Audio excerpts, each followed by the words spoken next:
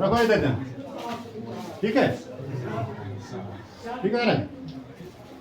Scattering of light, last topic of this chapter, that is called as scattering of light. Scattering of light, इसका दूसरा नाम हम ये भी कहेंगे कि ये इसका दूसरा नाम नहीं है, ये अलग टॉपिक है। इस फिनोमेनन से भी हम इसको कर सकते हैं एक्सप्लेन।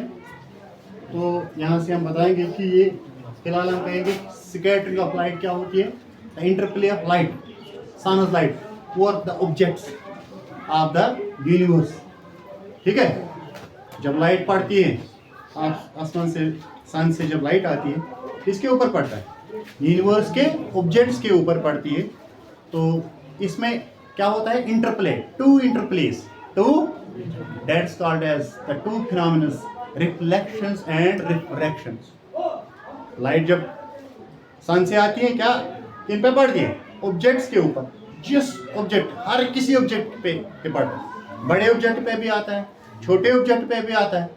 तो वहां से दो फिनोमेनस के होते हैं। क्या क्या होता है? एक होता है रिफ्लेक्शन, दूसरा होता है रिफ्रैक्शन। वो हमने डिटेलर दोनों पढ़े, अब बताने की जरूरत नहीं है। फिर से मैं एक बार बताऊंगी। Opaque objects does reflection and we called as transparent objects and translucent objects does refraction. ठीक है, तो उसके हिसाब से बहुत सारे फिनोमेनस हम देखते हैं कि फिलहाल हम शॉर्ट में बताएंगे कि reflections and refraction done by the objects of the universe is called as scattering of light, is called as scattering of light. ठीक है, तो यहां से भी हमने कहा कि इंटरप्ले, इंटरप्ले मींस उधर से लाइट आ गई, अभी इस पर भी आ गई, इधर से भी आ गई, छोटे ऑब्जेक्ट पे आ गया, बड़े ऑब्जेक्ट पे आ गया, सारे के सारे ऑब्जेक्ट्स पे आए। ठीक है, तो वहां से हम कहेंगे कि फिर ये उनके कलर्स दिखाता है, जिस का जो रंग है वो दिखता है हमें, that is called as scattering of light. ठीक है, तो स्कैटरिंग ऑफ लाइट से हम पहले एक चीज मैं आपसे बताऊंगा कि जो यहाँ पर हमने लिखा नहीं, why light comes inside, how light comes inside the rooms if the direct light is not entering into the room. How is light possible in this room? Light has two types, bright and dim light. Bright light means the sun's light. Here it is called as bright light, and the light which is here is called as white, dim light, is called as dim light. तो असल में क्या होता है? सन से जब light आती है वो कहाँ पे पड़ती है? ऑब्जेक्ट्स के अंदर। ये क्या करती है? इनको बाहर जो है ट्रीज है, बिल्डिंग्स है, जो जितना भी कोई मटेरियल है, किसमें? यूनिवर्स में, एटमॉस्फेयर में, उस पे आके इनको दो चीजें होती है, रिफ्लेक्शंस एंड रिफ्रैक्शंस। ठीक है, तो दरअसल जब लाइट आती है वो बाहर इन ऑब्जेक्ट्स के ऊपर पड़ती है, वहां से रिफ्लेक्ट होके, रिफ्रैक्ट होके, आधे रिफ्लेक्शन से होता है, आधा रिफ्रैक्शन से होता है, ये लाइट अंदर आती है। अगर ये सीधे आ गई तो हम कहेंगे वो ब्राइट लाइट होती है। अगर इसको कोई रिफ्लेक्शन नहीं होता होगा या रिफ्लेक्शन नहीं होगा, वो दिखता है हमें ब्राइट लाइट। अगर डिम लाइट होती है वो वाली होती है, कौन सी? Refraction and reflection. ठीक है, तो इसके बाद हम कहेंगे कि इसके ऊपर जो कॉन्सेप्ट है हम क्या एक्सप्लेन कर सकते। एक कॉन्सेप्ट यही आ गया कि जब अंदर लाइट आती है, कैसे आती है? ये इसी फिनोमेनन स्कैटरिंग ऑफ लाइट की वजह से लाइट अंदर आती है। बाहर इसको क्या होता है? Reflections and refractions, then that light comes into the rooms, that is called as dim light. It is one effect of scattering of light, scattering of. दूसरा होता है कि असल में जो हमारे यहाँ किताब पे क्वेश्चन है, हमें एक्सप्लेन करना है कि blue colour of the sky, क्या करना है? Blue colour of the sky at clear sky, at clear sky mean जब हम कहेंगे कि इसके साथ हम और एक पॉइंट भी कह सकते हैं कि जब सन, ये जो स्काई पे क्लाउड होता है, क्या होता है? सन हमें दिखता नहीं, लाइट कैसे बाहर नीचे आती है? नीचे वहां से वो जो क्लाउड होता है, क्लाउड इसको एब्जॉर्ब करता है। क्या करता है? एब्जॉर्ब, लाइट को एब्जॉर्ब करके रिफ्रैक्ट एंड रिफ्रैक्शन दोनों होते हैं, वही छोड़ता है नीचे। ठीक, hence at the cloudy day the sun is not bright because of the reason it is dim light, it is refracted and reflected light by the cloud, by the, ठीक है, ये एक। दूसरा हम कहेंगे कि जब क्लियर डे होता है, क्लाउडी डे नहीं होता है, दिन के वक्त हम देखते हैं at the noon we are looking sky looks as blue. Sky looks as क्या दिखता है? ब्लू। ठीक है, ये एक।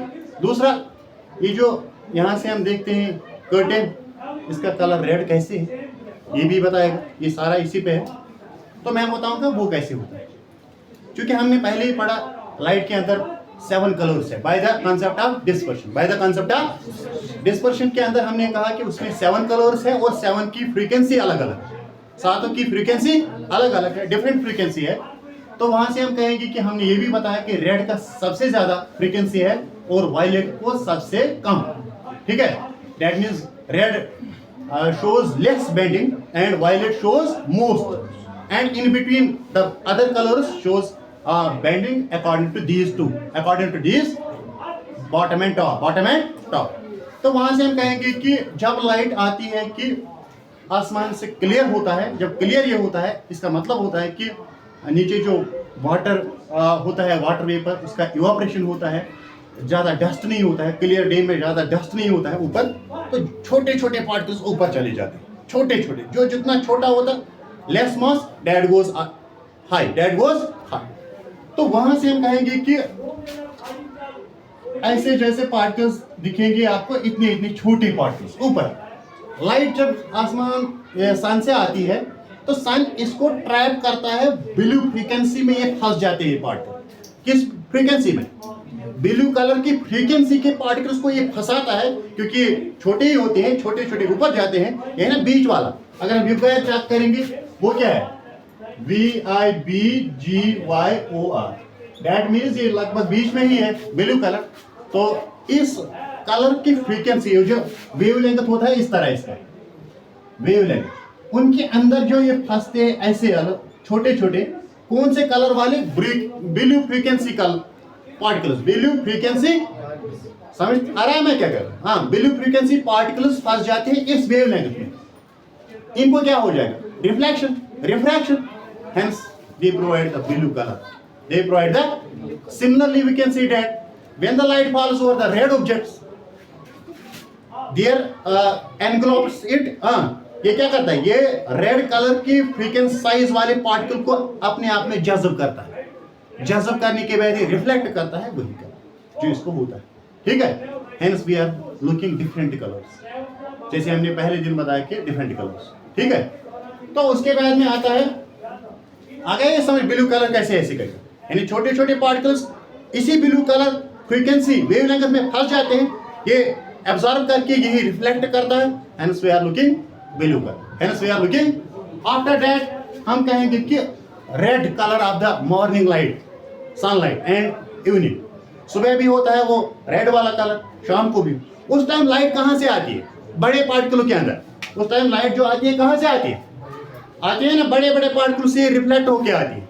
तो hence we can say that it englobes it we can say that captures large particle size part that has equal to frequency of red color, equal to frequency of, hence they provide the red color at mornings and at the evenings। ठीक है, ये हो गया। और इसके साथ में और एक इफेक्ट है जिसको हम कहेंगे टेंडॉल इफेक्ट। ये क्लास 9th में आपने पढ़ा होगा। टेंडॉल इफेक्ट क्या होता है? Scattering of light. हाँ, ये लगभग एक जैसा टॉपिक है। तो स्कैटरिंग से हम टेंडॉल इफेक्ट हम ये कहेंगे कि जब लाइट अपना पाथ शो करता है, जब लाइट अपना पाथ, उसी को हम क्या कहते हैं? It is called as this vision.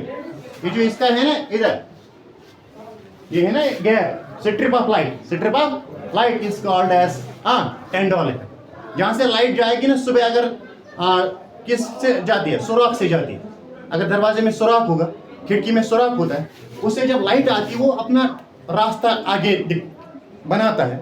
उसी इफेक्ट को हम क्या कहते हैं? टेंडॉल इफेक्ट। तो दूसरे लफ्ज में हम ये कहेंगे कि एक्चुअली ये पार्टिकल्स इस अंदर, जब इसके इस पाथ में जो पार्टिकल्स आएंगे वो हमें पूरे दिखते हैं, क्लियर दिखते हैं। मैं आपको एग्जांपल में बताऊंगा। इस समय हमें कोई पार्टिकल्स दिखता नहीं, वो एयर का छोटा पार्टिकल हमें दिखता नहीं। जब ब्राइट लाइट उसके ऊपर पड़ती है वो छोटे पार्टिकल्स भी हमें उस लाइट में दिखते हैं। जब होल से लाइट आती है, ठीक है। तो ये रिवर्स में हम कहेंगे कि ये इससे पार्टिकल्स भी विजिबल होते हैं। क्या होते हैं? पार्टिकल्स भी विजिबल होते हैं, छोटे छोटे पार्टिकल्स भी विजिबल होते हैं। और we can say that it traces its own path while through the clear light goes, it is called as shadow. ठीक है, क्लियर?